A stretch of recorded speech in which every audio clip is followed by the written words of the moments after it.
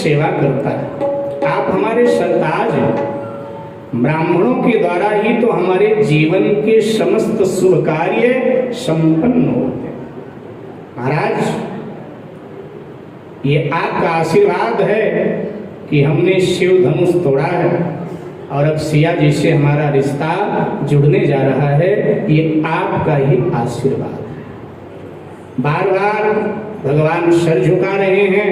भृगुपति बकही कुठार उठाए, मानसकार कहते हैं, लेकिन मन मुस्काए राम सिर गाए। कैसी झांकी रही मेरे भाई बहन।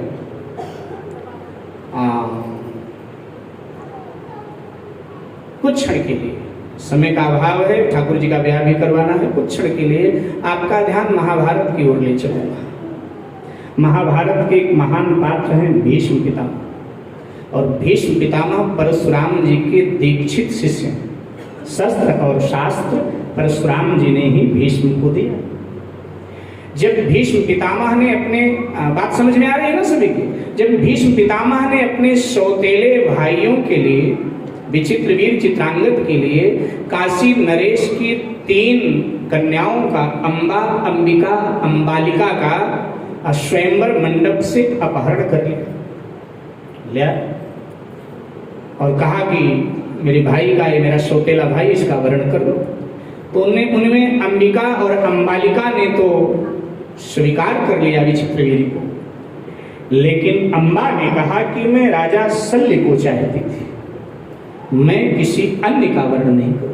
तो भीष्म बड़े महान पात्र, भीष्म ने ससम्मान उसको शल्य के पास भिजवाया, लेकिन जब वो शल्य के पास गई तो शल्य ने इनकार कर दिया। शल्य ने कहा कि ठीक है, तुम मुझे चाहती थी, मैं भी तुम्हें चाहता था, लेकिन हमारे सामने घसीट कर तुम तीनों बहनों का हाथ पकड़कर और भीष्म ने तुम्हें रथ में बिठाया हस्तिनापुर के लिए। तो कहा कि वो अखंड ब्रह्मचारी हैं और बड़े उच्च कोटि के विद्वान हैं, उन्होंने हम पर कोई कुदृष्टि नहीं डाली है, बड़े पवित्र भाव से उन्होंने हमको भिजवाया है तुम्हारे पास। तो कहा कि जो हमने देखा नहीं उस पर हम एतबार नहीं करेंगे, हमारे दृष्टि में तुम अब अपवित्र हो गई हो, अब मेरे लायक नहीं। वो करती क्या बेचारी, वो भीष्म के पास आई और बोली कि आपकी वजह से मेरा जीवन बर्बाद हो गया, मैं ना घर की नहीं घाट की। तो कहा हमारे भाई को स्वीकार कर लेना। नहीं, तुम्हारे भाई को नहीं। हाँ, आपको स्वीकार कर सकती, आपने अपहरण किया था तो आप ही मुझसे विवाह करो। तो बोले मेरी तो प्रतिज्ञा है अखंड ब्रह्मचर्य की, मैंने ये वचन दे दिया था अपनी मां सत्यवती, सौतेली मां थी सत्यवती, वचन दे दिया था और बड़ा प्रयास किया, लेकिन जब नहीं माने तो परशुराम जी के पास गए और जाकर के भीष्म की शिकायत किया कि आपके शिष्य ने हमारी जिंदगी बर्बाद किया। परशुराम जी को अच्छा नहीं लगा, एक नारी का रुदन परशुराम जी के हृदय में दया का संचार कर गया। परशुराम जी हस्तिनापुर आए और भीष्म को कहा कि ऐसी परिस्थिति में तुम्हें विवाह कर लेना चाहिए। बोले कैसे विवाह कर ले, मेरी प्रतिज्ञा। बोले हम सत्यवती से कहलवा देते। सत्यवती ने कहा कि हाँ, मुझे कोई ऐतराज नहीं होगा, मेरे पिता ने तुमसे वचन लिया था और मैं तुम्हें वचन से मुक्त करती हूँ, कर लो विवाह। बोले नहीं, मैंने अपने पिता के सुख के लिए जो आपके पिता को वचन दिया था कि मैं जीवन भर ब्रह्मचर्य रहूंगा, उसी का मैं पालन करूंगा, मैं विवाह नहीं करूंगा। परशुराम जी ने बीच का रास्ता निकाल दिया। परशुराम जी ने कहा ऐसा करो, इसको राजमहल के कोने में कहीं हस्तिनापुर में जगह दे दो और जब तक ये जीवित रहे इसका भरण पोषण करो, ईश्वर का भजन करके तू जीवन बिता। अम्मा तैयार हो गई कि अगर हस्तिनापुर के महल में मुझे कहीं जगह मिल गई तो मैं जीवन भर भगवान का भजन करके जीवन बिता दूं। तो भीष्म ने कहा कि नहीं, कहीं भी जगह नहीं मिलेगी, हस्तिनापुर राज्य में इसको जगह नहीं मिलेगी। महल की बात तो छोड़ो, क्यों? बोले लोग उंगली उठाएंगे मेरे ऊपर, किसी की जुबान थोड़ा पकड़ी जाती है। परशुराम जी ने कहा तुम अपने आप में ठीक ठाक रहो, दुनिया क्या कहती है उस पर ध्यान मत दो। बोले नहीं जी, मैं झूठा कलंक लेके भी नहीं जी पाऊंगा। और बात इतनी बिगड़ गई कि गुरु शिष्य दोनों मैदान में आ गए, भयानक युद्ध प्रारंभ। 40 दिन तक भयानक युद्ध चला, कोई किसी से कम नहीं। आखिर परशुराम जी का ही तो शिष्य है भीष्म। 40 दिन तक। और जब दोनों ने दिव्यास्त्र निकाला, इधर से पशुपत अस्त्र, उधर से नारायण अस्त्र जब चढ़ाया गया तो सृष्टि में हलचल मची। देवर्षि नारद आए, माँ गंगा आई, और सबने भीष्म को समझाया, तुम्हारे गुरुदेव हैं, हथियार डाल दो, हाथ स्वीकार करो। तो जानते हो क्या कहा भीष्म पितामह ने? भीष्म पितामह ने कहा, मैं क्षत्रिय हूं, अगर मैं हथियार डाल देता हूं इनके आगे तो हमारा क्षत्रिय धर्म नष्ट हो जाएगा, इसलिए हम हथियार नहीं डालेंगे, गुरुजी हथियार डालें। सबने समझाया, अरे औरों के सामने तुम हथियार डालते तो तुम्हारा क्षत्रिय धर्म नष्ट होता, ये ब्राह्मण है, ब्राह्मण के सामने क्षत्रिय हथियार डाल दे उसका क्षत्रिय धर्म नहीं नष्ट होता है, और ब्राह्मण के सामने क्षत्रिय हार कबूल कर ले तो उसका धर्म नहीं नष्ट होता। ये तुम्हारे गुरु भी हैं। लेकिन अंततः माने नहीं भीष्म पितामह, और अंततः परशुराम जी को भीष्म पितामह के सामने हथियार डालना पड़ा। परशुराम जी ने तभी प्रतिज्ञा ले लिया था कि आज के बाद मैं धनुर्विद्या अगर सिखाऊंगा तो ब्राह्मण बालकों को सिखाऊंगा, बाकी मैं किसी को नहीं सिखाऊंगा। क्योंकि कहावत भी तो है कि जो दूध का जला होता है ना साहब, वो माठा भी फूंक फूंक करके पीता है। अब थोड़ा सा भगवान श्री राम के वक्तव्य पर और महाभारत के जो महान पात्र भीष्म पितामह हैं, थोड़ा मिलान कीजिए। भीष्म पितामह कहते हैं कि मैं हथियार डाल दूंगा तो मेरे क्षत्रिय धर्म मेरा नष्ट हो जाएगा, और भगवान क्या कह रहे हैं, अगर मैं हथियार उठाऊंगा ब्राह्मण के ऊपर तो मेरा क्षत्रिय धर्म नष्ट हो जाएगा। अब श्रेष्ठ व्याख्या और सत्य व्याख्या किसकी है मेरे भाई बहन, आप बताओ, किसकी व्याख्या शास्त्र सम्मत है? भीष्म पितामह की शास्त्र सम्मत है या भगवान श्री राम की? सीताराम, हाँ देखो, इस पर साकेतवासी पूज्य पंडित राम किंकर उपाध्याय जी ने बड़ी खोजपूर्ण पुस्तक लिखी है। शायद पंडित राम किंकर उपाध्याय जी से आप सब परिचित होंगे, जहां तक मेरा मानना है परिचित होंगे। भारत के मानस के बड़ी दिव्य विभूति, बिरला मंदिर में नवरात्रि में कथा करने आया करते थे, जब तक वो जीवित रहे, हमारे अयोध्या से ही थे, पंडित राम किंकर उपाध्याय।